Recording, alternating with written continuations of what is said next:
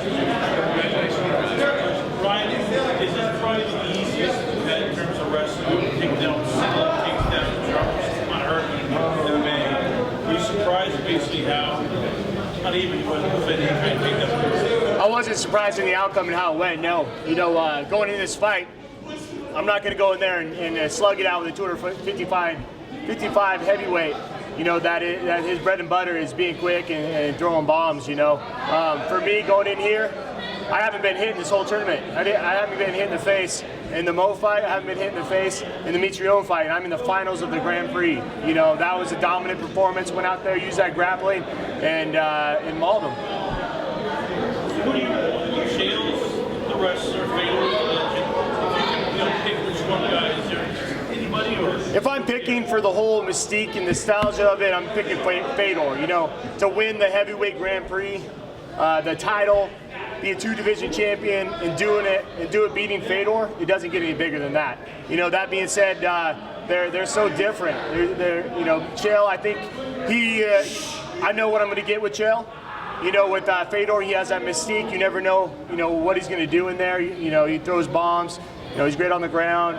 So if I have my choice, so it'd be Fedor. Ryan, you're a very quiet man, very modest man. I suppose one of the other things as well is if you get Fedor, you won't get something chomping at you for the next 5 months.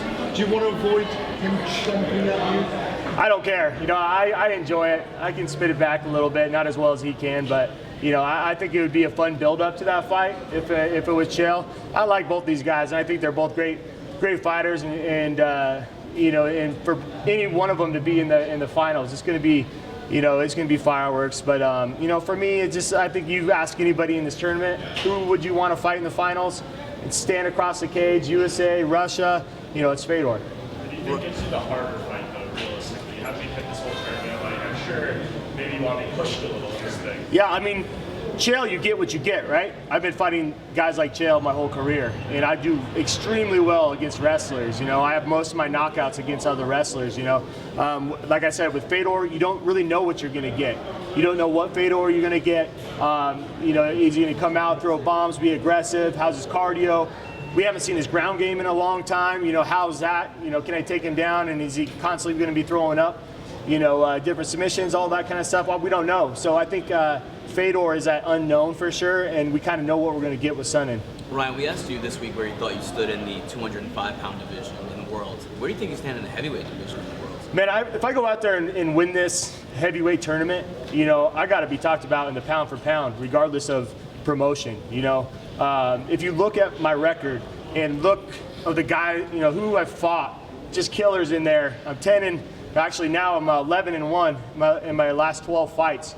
Take a look at my record when you have a chance. Even a guy like Mitrione, I went out there, got 10-8 rounds, and he was a #1 heavyweight in Bellator. Ryan, congrats on the win tonight. You said all along you wanted to go through the heavyweights to really feel like you earned the heavyweight title at the end. Did you feel at any point during this fight that you had a chance to finish? Because it was dominant. Were you worried about punching yourself out at all? Well, with the punches, the ref was really on me about hitting the ear, and I wasn't trying to hit him in the back of the head or anything like that. So one thing I was surprised at when I finished Linton Vassell with, he's a little skinny around the waist and whatnot, and I have a wrist ride and I start dropping bombs. With Matt, it was harder to keep him down there, and so all he had to do was kind of turn his head, and the ref was on me about hitting the back of the head, even when I was getting close to that ear. So I had to be careful there. I felt like I could have potentially finished the fight there a few times. I had a Kimura, which I didn't see his hand raised, about to tap, but his length was just kind of off on that Kimura. And I was kind of trying to step over his head, but it kind of lost it. You talked about the two of you are friends heading into this. It's just business. When you were in there, though, I mean, what was that like? Was it any harder than any other fight? No, not really. He brought his own, different style to the fight. He was longer than I thought he would be. As far as when he stretches out his hands, he's really long, and he can move well. And when he had a burst at me, he was throwing for broke right there. Everything he had into his big frame and trying to knock me out right there. But I do that. I do this every day against guys that that are my best friends, and we train together. We go hard against each other. I've fought friends before. It's a competition for me. I'm not trying to hurt him. I'm trying to go in there and get my hand raised, you know. Ryan, the fans were booing a little bit in the third round, especially. Did Yeah. that bother you at all? No, not at all. That was a mauling. You know, it was 10-8 rounds. Like I said, against the best heavyweight in the division. You know, and go back to, like, I haven't been hit in this tournament. I haven't been punched in the face in 2 fights against some of the best people in the world. They're both top 10. You know, Matt Mitrione's the top 5 heavyweight in the world. Doesn't matter what promotion, if not higher. You know, he goes out there and beats guys like, I mean, Derek Lewis is fighting for the UFC heavyweight championship for the world. You know, I think Matt Mitrione goes in there and smokes him. You know, so I don't care about those boos at all. Ryan, you have done so well. You haven't been hit, like you said. If you go through this tournament and win, do you think the heavyweight could be your new home? Potentially. You know, there's guys out there that have won both belts. You know, I don't think there's guys out there that went out, won 2 belts, and then defended 2 belts. You know, so on my mind right now is going out there.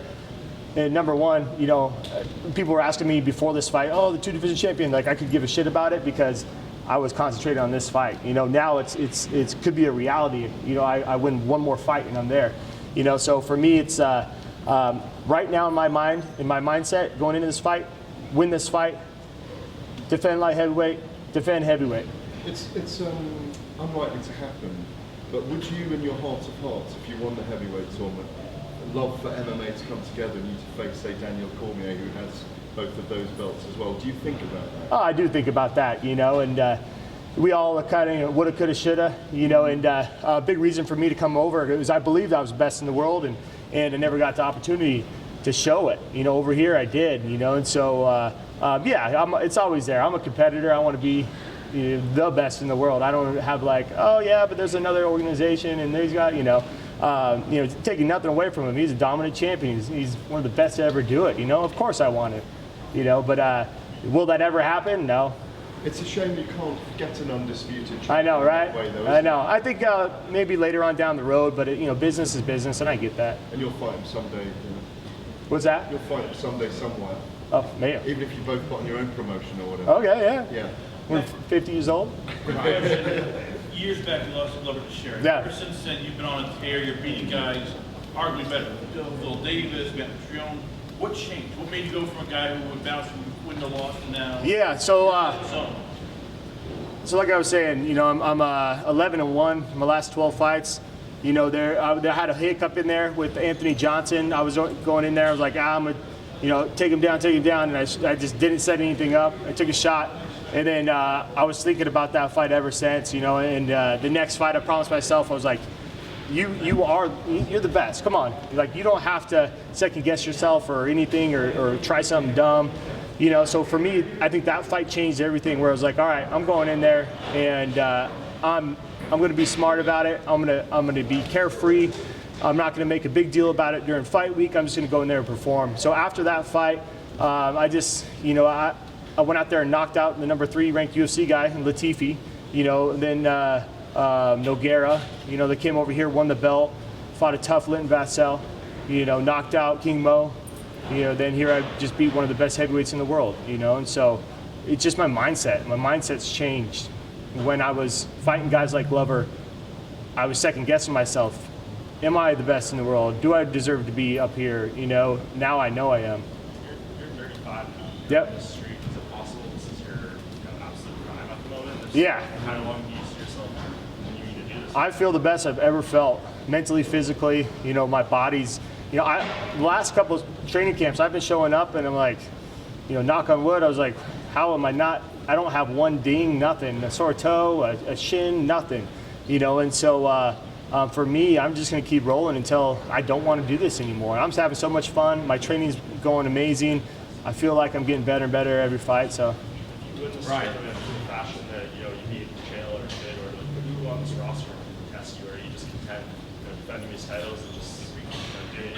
Yeah, there's a lot of guys out there that are you know, the best in the world, can test me for sure. You know, Phil and I always have close fights. They're boring as hell, but you know, he's always a tough dude to fight. You know, and I think he's one of the best guys in the world at 205-pound division. You know, I don't want to fight him anymore because, like I said, our fights are terrible.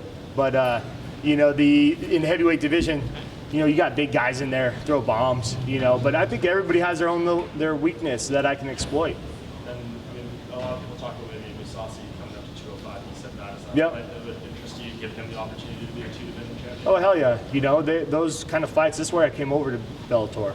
When I was a light heavyweight and I won that belt, they asked me to come up and do the heavyweight tournament. I didn't even know one name that was in this tournament. We said, yes, let's do it, and so here we are in the finals.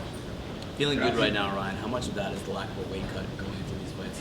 Not too much. I feel good when I fight at 205 also. It just takes one less stress off fight week. Will you be in attendance tomorrow night for the Fedor? Yeah, I'm going to head over there tomorrow morning. I'm glad I fought first. I get to sit back and watch him, go at it and be carefree and have some fun. You look heavier. You look not heavier. You're obviously heavier. You look happier at heavyweight than you were at light heavy. Yeah, well, going into going into a fight week, you're just like, all right, I got to pull 15, 20 pounds of water out of my body, and that's a fight in and of itself. You do that, and then you're like, okay, now I have to fight another man in a cage tomorrow, and I have to get rehydrated and feel good to do that, and so one less thing I have to do. Ryan, since it came up for us fantasy bookers, how do you think you do against Cormier? How do you think you guys match up? I think it match up well with them, especially now. If I would have matched up with them 5 years ago, I don't think I'd do all that well. I feel like now I beat them. It's just one of those things where it's too bad it'll never happen. You feel like you should have had that fight a few Oh years yeah, ago, right? It was, man. I obvious. was promised that title shot, and then they gave it to a guy that got knocked out, and is literally his last fight, and they give it to him. So that was kind of the one time when I'm like, screw just fighting to try to get a championship. I was like, I'm just gonna go out there and have fun. Can you give us the official prediction for tomorrow? Not who you want to fight. Yeah, Just how you see it going down. I just don't know. I usually pick a winner. If Chael gets a takedown, that first takedown, I think he wins this whole fight. Just one takedown, because that's going to give him the confidence. He'll go on there and get a one around or whatnot. If Fedor, he stuffs 2 takedowns, I think Fedor wins that fight. It's literally 50-50 for me. If you were to win, when you were leaving the UFC, you were talking a lot of trash. You take a completely different route. You're complimenting your opponents. What's the big change? There's a time there when it's like, what do I got to do to get a title fight? And it was one of those things where just trying everything in the book, and me and Cormier were jawing at each other a little bit, and trying to set up that fight. I think he wanted it too, but then it just never happened, and that's what I was kind of going back what I was telling him. It just was like, all right, I'm just going to go out there and have fun. I'm not going to worry about that title fight on the horizon. So it wasn't personal. Like when you stormed the press conference that time. Nah. You were just trying to get a fight. Yeah, we're trying to get a fight. All right. Follow-up question. You say you feel great at heavyweight. You look great at heavyweight. You ever look back and say, man, I should have been fighting heavyweight all along? No, I don't cut all that much weight. I'm 230 weighing in, and it's not difficult for me. And so I feel like the guys. There's trade-offs. The guys at 205 are in better shape and faster. The guys at heavyweight takes one punch. They're not as fast, but they throw hard. One thing you kept saying is, you were saying, hey, he's going to weigh 10 pounds, 15 pounds. He weighed 30 pounds. Yeah, so yeah. It's a lot different than you expected. Well, I thought he was going to come in low 240s. So two-part question. First part, did you feel the difference in the match? And the second part is it an advantage to be that light? Like, for example, you go against Fedor or Chael, they're going to be a lot lighter. Do you think it's going to be harder because now they can kind of match your speed? Or No, I'm used to fighting that speed. Matt is that speed on the feet. And so that's why people are like, oh, he's fast. He's this.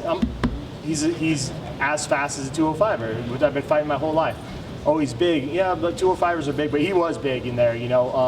But at the same time, it's a different big. He's big. I can't get my arms around him, this and that, but I can break him down easier than a agile 205er that's able to get to his base and pop up. So.